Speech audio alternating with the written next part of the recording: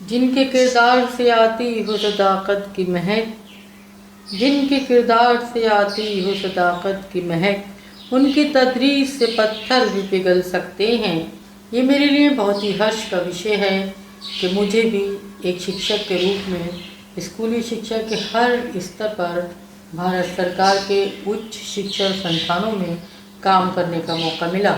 मैंने अपने जीवन के 36 वर्ष शिक्षण कार्य में बिताए। अपनी नियमित सेवा की शुरुआत केंद्रीय विद्यालय कुलाबा मुंबई से पीआरटी शिक्षक के रूप में की। कुछ ही समय बाद केंद्रीय विद्यालय होशंगाबाद में टीजीटी इंग्लिश के रूप में अपनी सेवाएं प्रदान की। केंद्रीय विद्यालय में स्टूडेंट्स एंड टीचर्स का एक अनुशासन है। वहाँ पेरेंट्स भी पढ़े लिखे होते हैं। यहाँ छात्र छात्राओं को शिक्षकों के मार्गदर्शन के साथ साथ अपने अपने पेरेंट्स का भी सहयोग मिलता है।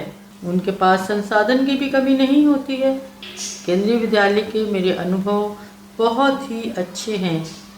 वहाँ मुझे अच्छे साथी और अच्छे स्टूडेंट्स मिले जो आज भी मुझे सम्मान देते हैं, याद करते हैं।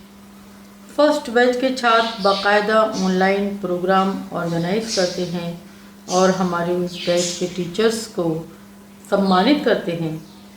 एक शिक्षक की ज़िंदगी में ये सबसे खूबसूरत लम्हे होते हैं कि जहाँ से वाकई मैंने अपने करियर की शुरुआत की। उस फर्स्ट बैच के छात्र छात्राएं जो आज खुद सम्मानित पदों पर हैं, देश की सेवा में लगे हैं, हमें सम्मान देते हैं, याद करते हैं। केंद्रीय विद्यालय के वो साथी आज भी हसीन यादों की तरह मेरे साथ जुड़े हैं। आज टीचर्स डे के मौके पर अपने सभी साथियों को दिल की गहराइयों से याद करती हूँ। कुछ वर्षों बाद मुझे जवाहर नवोदय विद्यालय में, जो कि आवासीय विद्यालय थे, पीजीटी हिस्ट्री के रूप में कार्य करने का अवसर मिला। बहैसियत एक टीचर के मुझे यहाँ कई चैलेंजेस का सामना करना पड़ा, क्योंकि ये विद्यालय विशेष रूप से ग्रामीण क्षेत्र के उन बच्चों के लिए खोले गए थे जिनके पास प्रतिभा तो है पर संसाधन नहीं है। इनके अभिभावक भी अधिकतर कम ही शिक्षित होते थे। विद्यालय ग्रामीण अंचलों में खोले गए हैं जहां शुरुआती दौर में भौतिक सुविधाएं, भवन, बिजली, पानी आदि का अभाव था। ये अभी अपने विकास के प्रथम चरण में थे। इन बच्चों के साथ काम करना वास्तव में चुनौतीपूर्ण था। आवासीय होने के कारण इन छात्र छात्राओं का संपूर्ण उत्तरदायित्व हम शिक्षकों का ही था। इनके बीच आकर लगा कि एक शिक्षक के रूप में हमारी उपयोगिता यहाँ कहीं ज़्यादा है। हमें एक ऐसे वर्ग के छात्र छात्राओं की प्रतिभाओं को परवान चढ़ाना था जो वंचित और पिछड़े थे, जिन्हें ऐसी शिक्षक की आवश्यकता थी जो इनका सर्वांगीण विकास कर सके। हम ही उनके शिक्षक थे, हम ही उनके अभिभावक भी थे। इनकी पढ़ाई के साथ साथ उनकी सेहत, उचित रहन सहन, खान पान की देखभाल की जिम्मेदारी भी हम शिक्षकों के ऊपर ही थी। परिस्थितियाँ विषम थीं, परंतु इनके प्रति हमारा जो दायित्व था उसको पूरा करने की जिम्मेदारी को पूरी निष्ठा, लगन और ईमानदारी के साथ पूरा किया। जैसे जैसे छात्र बैच दर बैच आगे बढ़ते रहे, उनकी कामयाबियों की खबरें हमें सुखद एहसास कराती रहीं और हम अपने आप को गौरवान्वित महसूस करते रहे। दिल को एक अजीब सा सुकून मिलता है कि हमारी कोशिशें कामयाब हुईं, हमारी मेहनत रंग लाई। परिंदे उड़ान भर रहे हैं, कलियां चहक रही हैं, फसलें लहलहा रही हैं। इन बच्चों में प्रतिभा की कमी नहीं थी, बस उनके हौसले को बढ़ाना था, उनको राह दिखानी थी। मंजिल उन्हीं को मिलती है जिनके सपनों में जान होती है। मंजिल उन्हीं को मिलती है जिनके सपनों में जान होती है।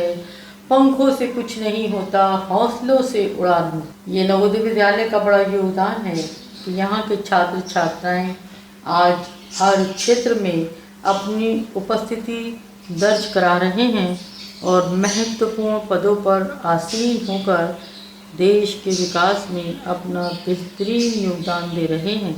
यहाँ के छात्र छात्राएं जब हमें याद करते हैं, हमें सम्मान देते हैं, हमसे बात करते हैं तो यकीन जानिए दिलो दिमाग को बहुत सुकून मिलता है, फ़ख्र महसूस होता है।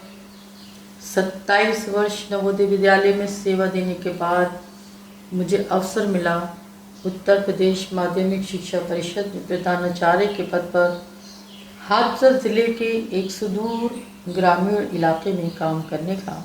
यहाँ भी हालात साजगार नहीं थे, बड़ी चुनौतियाँ और मुश्किलें थीं। 30 वर्षों से यहाँ कोई प्रधानाचार्य नहीं था, शिक्षा का कोई वातावरण नहीं था, विशेषकर छात्राओं को कोई पूछने वाला नहीं था, कोई महिला शिक्षिका नहीं थी। पुरुष शिक्षक रूढ़िवादी विचारों के कारण एक महिला प्रधानाचार्य के अधीन कार्य करने में अपने को असहज महसूस करते थे। मुंबई जैसे महानगर से अपने टीचिंग करियर की शुरुआत करने के बाद एवं भारत सरकार के 2 उत्कृष्ट विद्यालयों में कार्य करने के बाद एक ऐसे ग्रामीण वातावरण में जहां शिक्षा का कोई माहौल नहीं था, कार्य करना कठिन था। लेकिन वो शिक्षक ही क्या जो विपरीत परिस्थितियों में रास्ता ना निकाल सके।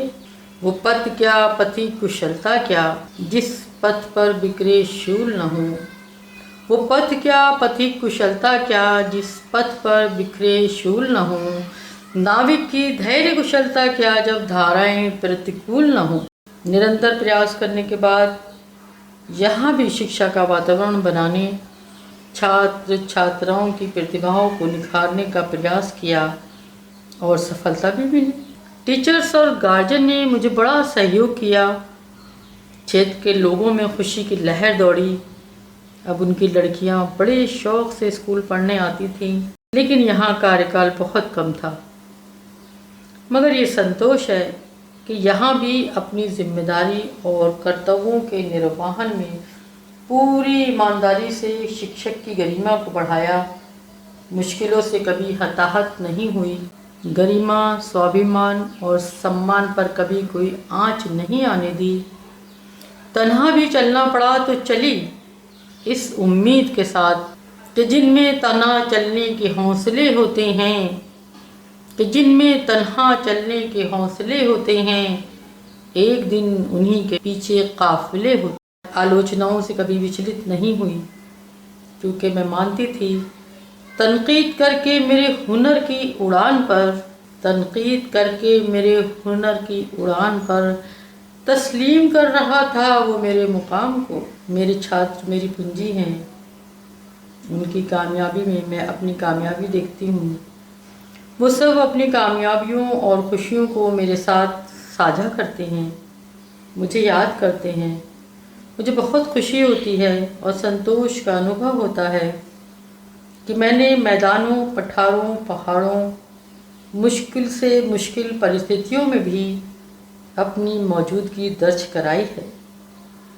हमने जिन पौधों को रोपा, सींचा, देखभाल की, उन्हें संवारा, निखारा, वो आज सायादार दरख्त हो गए हैं और अपनी ठंडी ठंडी छाँव और फलों से देश और विदेश में अपनी सेवाएं दे रहे हैं। किसी दरख्त से सीखो सलीका जीने का, किसी दरख्त से सीखो सलीका जीने का, जो धूप छाँव से रिश्ता बनाए रहता है।